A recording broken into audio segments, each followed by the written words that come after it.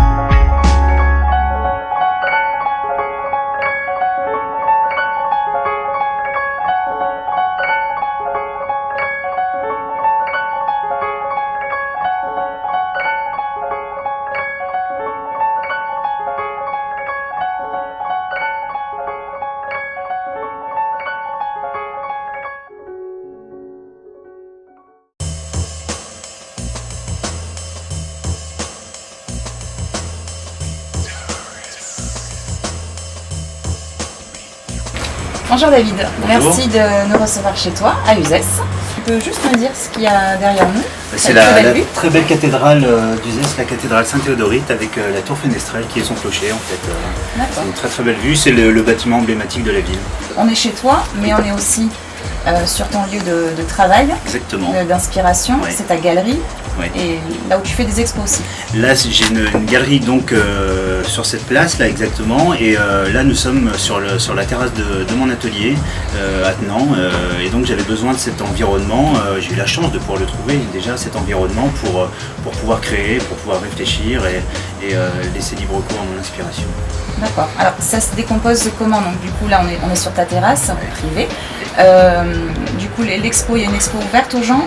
Il y a une expo ouverte aux gens, au public quotidienne. Ça s'est fait avec le temps, en fait ça s'est fait un petit peu par hasard quand on est arrivé dans cette maison qui est située en plein centre du secteur historique, en fait, secteur sauvegardé d'Uzès. Et donc c'est un lieu qui est très visité, je veux dire le centre historique. Et le fait d'avoir notre maison en plein milieu de tout cela, on a eu l'idée, l'envie de partager notre passion, ne serait-ce que notre passion pour la peinture.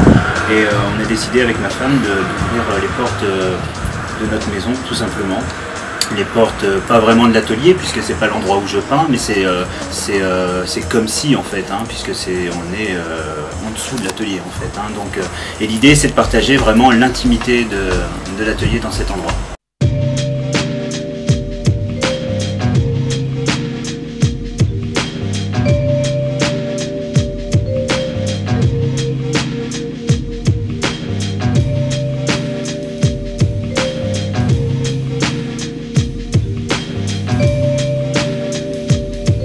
Tout a commencé dans le nord de la France, sur la côte d'Opale, grâce à Séverine, qui m'a un petit peu poussé à exposer, et, alors que je peignais pour moi, pour mon plaisir, pour mon besoin, en fait, tout simplement, et jamais j'avais exposé où j'imaginais pas ça.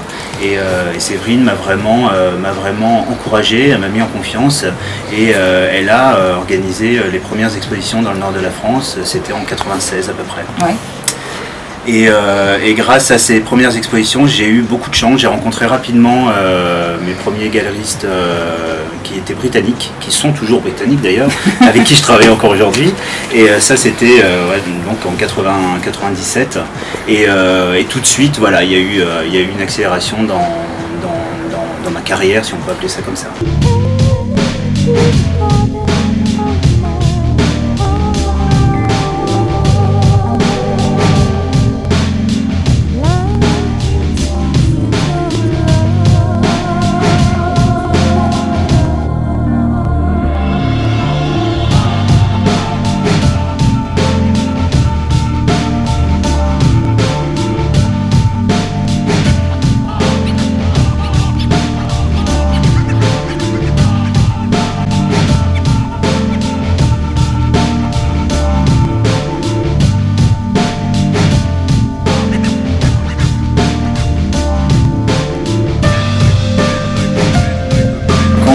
Pour soi, c'est avant tout un travail extrêmement intime, hein. C'est une révélation d'une partie de soi, d'une partie profonde de soi, et qui est difficile d'exposer comme ça au public, hein, parce que quand on s'expose à tout, on s'expose au positif comme au négatif, donc il faut être prêt, il faut être à mon avis mûr avant de pouvoir exposer. C'est une démarche très personnelle. Et la mise en confiance que Séverine a eue sur moi, en fait, cette insistance-là, a fait que bon, je me suis un peu laissé faire. Et à ce moment-là, j'ai découvert lors de la première exposition que la peinture, c'était pas seulement l'acte de créer, il y avait aussi le partage autour d'une œuvre que j'ai découvert à ce moment-là. Et ça m'a beaucoup intéressé, servi, enrichi et rassuré aussi, parce que exister dans l'œil du spectateur, ça donne une certaine légitimité à un moment donné, et ça permet de continuer et d'avancer tout simplement. Tu confirmes l'adage que derrière chaque grand homme se cache une femme? Ah oui, je ne peux que le confirmer là.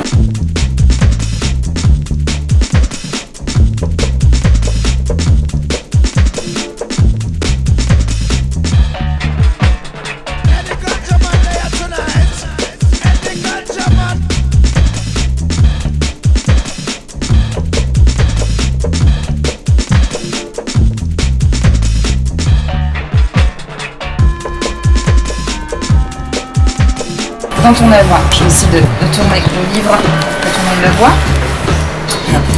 Bon, toi tu les connais par cœur, hein, mais donc on voit qu'il y a beaucoup de portraits. Ouais. D'ailleurs, il y a quelque chose qui m'a interpellée, tu parles d'intro-portrait. Intro-portrait, en fait c'est un petit jeu de mots que j'ai trouvé un jour d'hiver dans mon atelier du Nord. C'est en fait, je trouve que ça révèle bien ce que je recherche dans le portrait. Ce que je cherche avant tout, c'est pas l'aspect extérieur, la ressemblance. Ce que je cherche avant tout, c'est la justesse vis-à-vis de la sensation, du sentiment, de l'énergie intérieure. Et c'est pour ça, c'est le fruit d'une introspection. Et donc l'intro-portrait est né de ça, tout simplement. Et c'est vraiment ce qui m'anime, c'est cette multitude de facettes intérieures qu'on a en chacun de nous et que j'essaie de révéler à travers ces différents portraits, à travers ces différentes postures aussi. C'est important, la gestuelle est très importante. Là récemment, j'ai commencé à travailler avec une galerie en Corée du Sud, à Séoul exactement, à New York aussi. Tout ça c'est depuis cet hiver. Je travaille aussi actuellement avec une galerie en Chine et en ce moment je prépare un salon pour octobre à Amsterdam. C'est une activité en fait qu'on a toute l'année et qui permet justement d'avoir un retour très général, très universel sur les œuvres.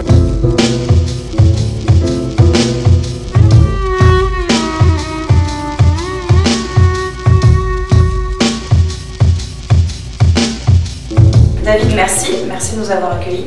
J'espère que, voilà, que tes œuvres voyageront à travers le monde. N'hésite pas à nous tenir au courant. Voilà. Avec plaisir. Merci beaucoup. Armagnac, c'est fini pour aujourd'hui. On se retrouve très bientôt dans un nouvel épisode. Merci de nous avoir suivis. À très bientôt. Salut, salut.